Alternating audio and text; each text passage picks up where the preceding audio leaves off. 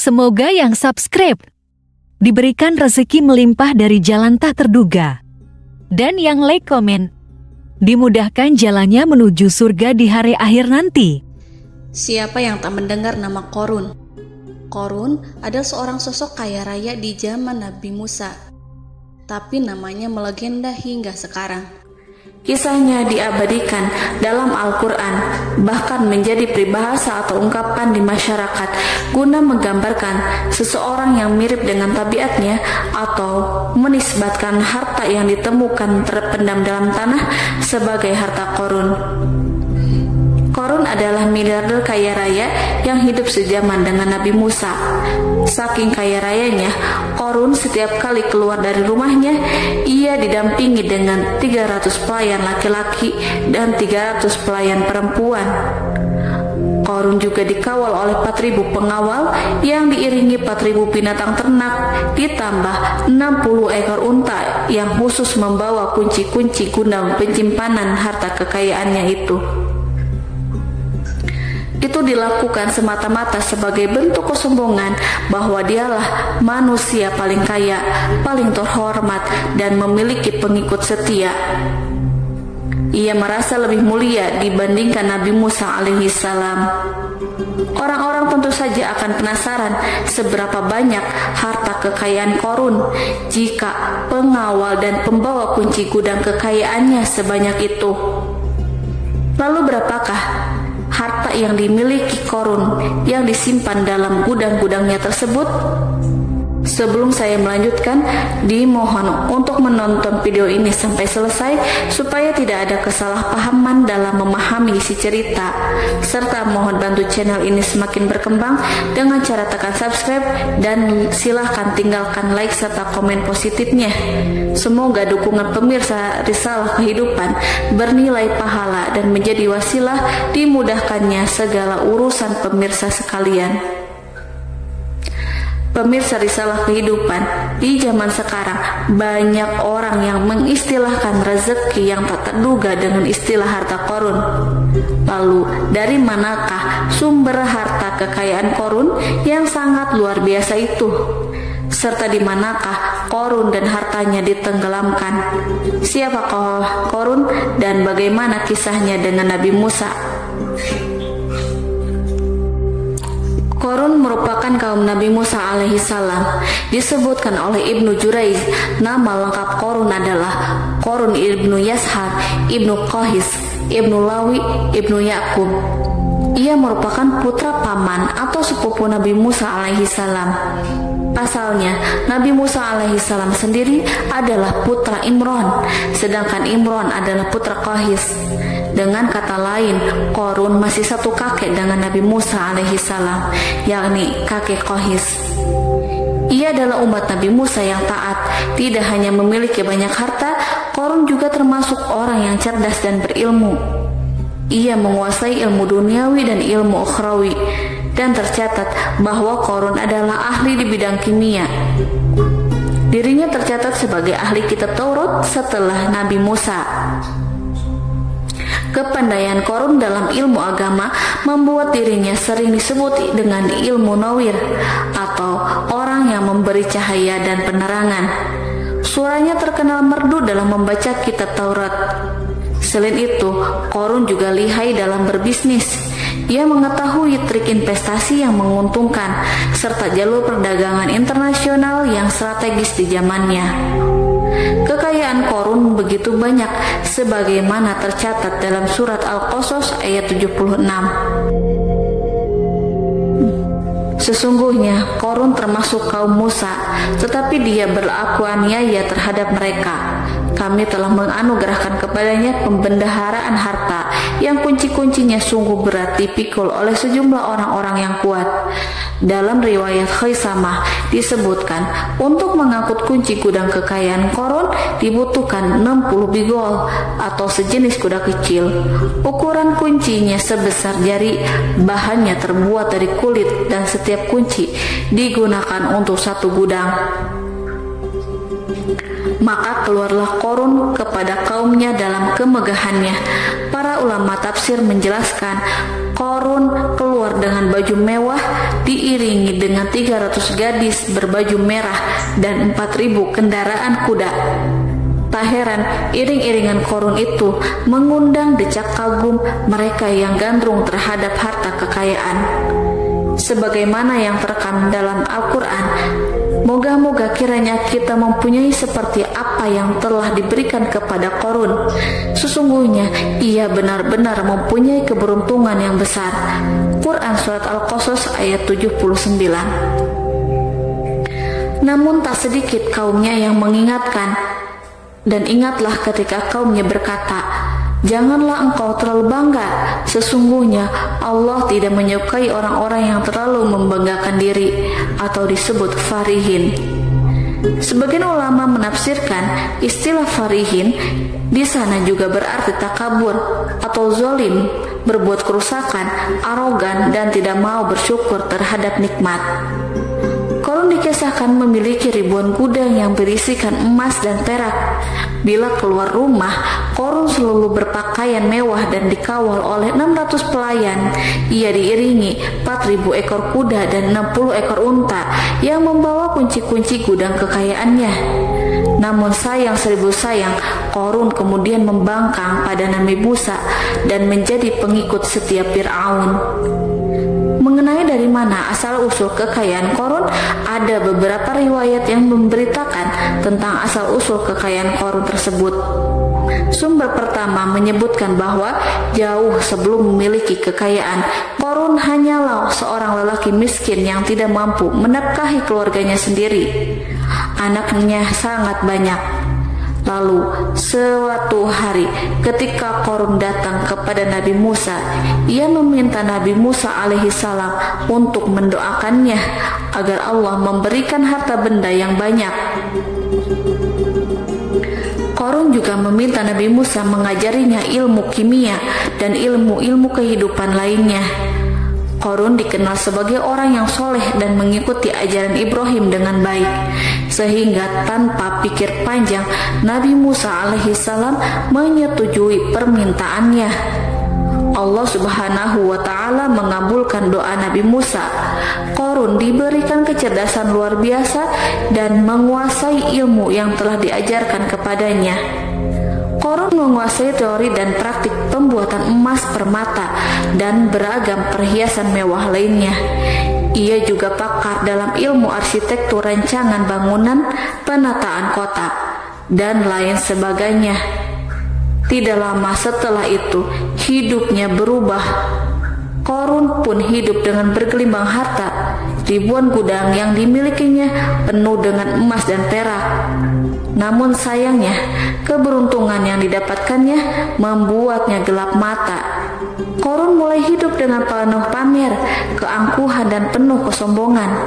Kekayaan yang telah diberikan oleh Allah Subhanahu wa Ta'ala membuatnya lupa dengan Sang Maha Pemberi. Korun merasa lebih terhormat dan mulia dibandingkan Nabi Musa. Ia pun akhirnya membelot dan durhaka pada Nabi Musa. Ia mengingkari janji-janjinya dahulu dan beralih menjadi pengikut Fir'aun yang setia. Loyalitas Korun terhadap Fir'aun membuatnya diangkat menjadi kepala mandor yang membawahi ribuan pekerja. Dikisahkan bahwa Korun bersikap semena-mena terhadap para pekerja. Ia tega memotong upah mereka. Ia melakukan korupsi demi membangun istana dan kemegahannya sendiri, dan untuk membangun gudang-gudang penyimpanan harta yang telah ia kumpulkan jauh-jauh hari. Ketika datang perintah zakat, Nabi Musa alaihissalam pergi menemui Korun dan memerintahkannya mengeluarkan zakat sebesar 1 dinar dari setiap 1000 dinar, 1 dirham dari setiap 1000 dirham, 1 kambing dari setiap 1000 kambing, dan seterusnya. Setelah Korun menghitung seluruh hartanya, ternyata jumlah zakatnya sangat besar. Kekikirannya pun mulai menghalangi hatinya untuk mengeluarkan zakat.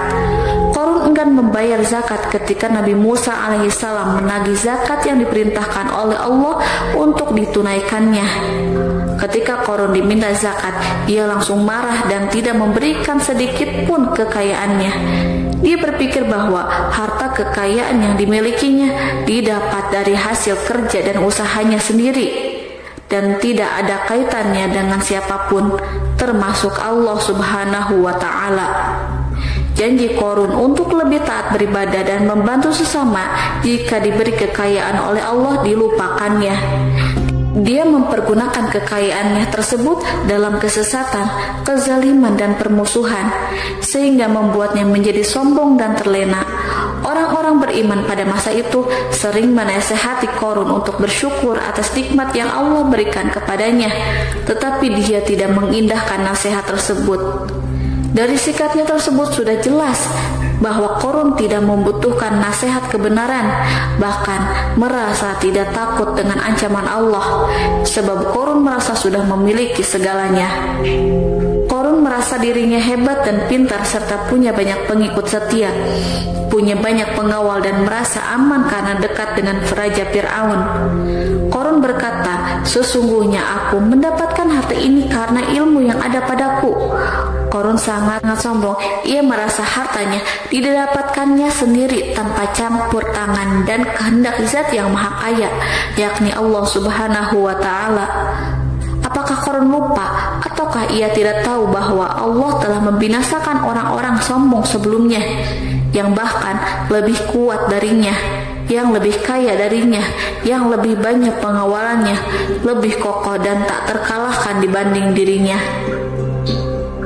Karena terdorong sifat kikir dan angkuh, maka Qarun membuat rencana untuk melakukan tipu daya agar dia terlepas dari kewajiban membayar zakat.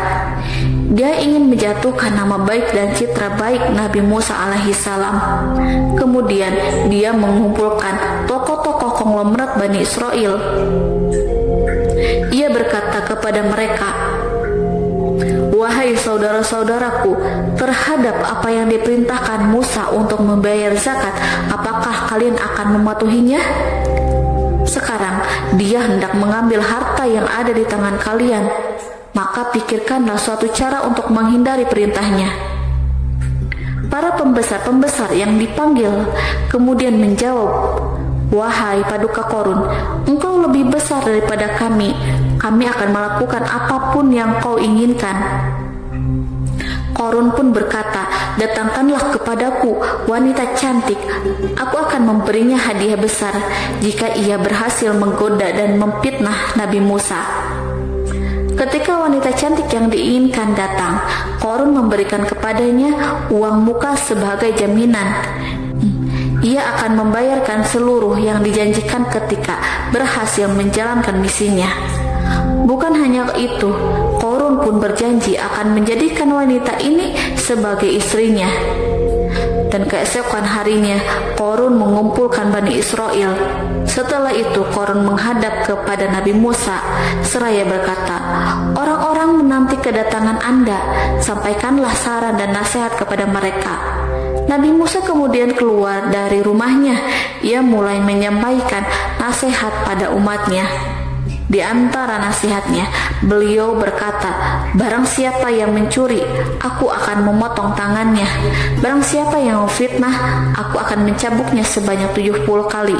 Barang siapa yang tidak mempunyai istri dan dia berbuat zina, maka aku akan mencambuknya sebanyak 70 kali. Adapun barang siapa yang memiliki istri dan dia berbuat zina, aku akan rajam dia sampai mati." Qarun kemudian berkata, "Apakah ini juga berlaku untuk Anda jika Anda sendiri yang berbuat zina? Apakah Anda akan menerima hukumannya?" Kemudian Nabi Musa menjawab, "Ya, meskipun saya sendiri yang melakukannya." Maka kemudian Qarun memanggil wanita yang telah dibayarnya. Wanita itu berdiri di depan Nabi Musa dan Bani Israel yang telah berkumpul. Dia mengaku sedang hamil karena telah berhubungan badan dengan Nabi Musa. Maka marahlah Nabi Musa atas fitnah kejam yang diarahkan kepadanya. Kemudian Nabi Musa melakukan sholat 2 rakaat, lalu mendatangi wanita itu dan menyumpahnya agar mengatakan siapa yang menyuruhnya. Wanita itu menjadi ketakutan. Ia gemetar di depan Nabi Musa dan dia mengaku bahwa yang menyuruhnya adalah Qarun. Lalu wanita itu bertaubat dan meminta maaf kepada Nabi Musa. Seketika Nabi Musa bersujud seraya berdoa kepada Allah untuk menimpakan azab kepada Qarun. Allah memberi wahyu kepada Nabi Musa bahwa bumi telah dijadikan tunduk kepada perintah Nabi Musa.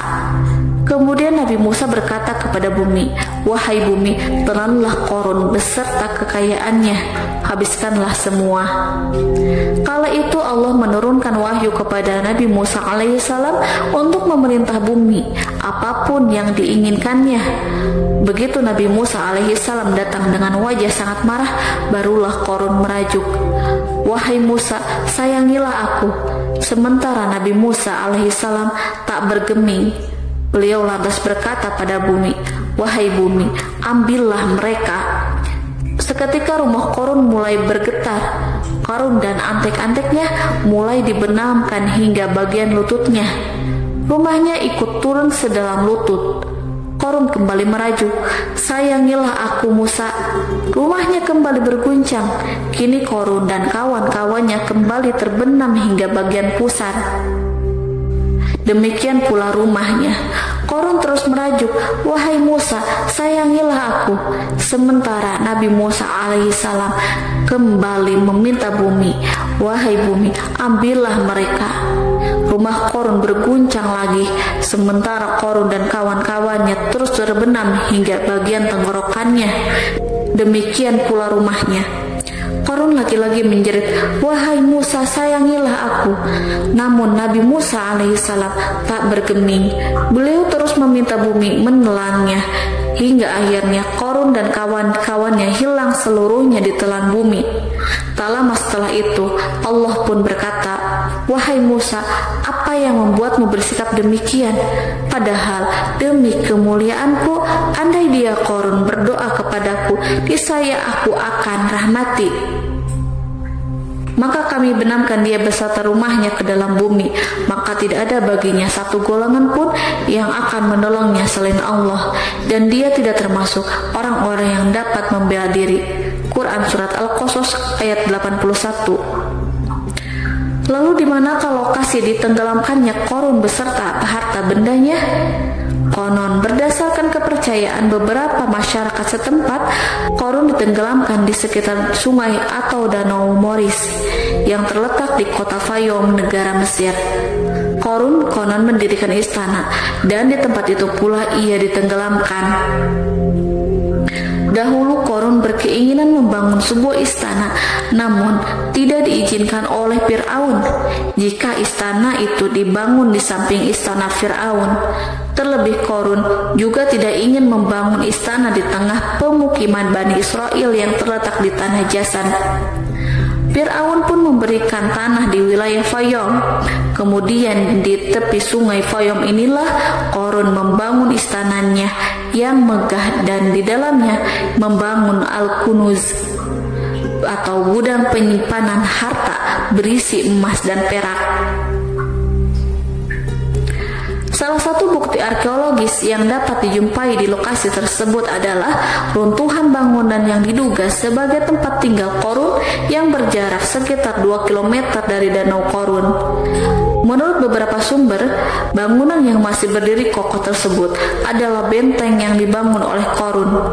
Namun, ada juga yang mengatakan bahwa bangunan tersebut adalah tempat tinggalnya. Wallahu a'lam bishawab.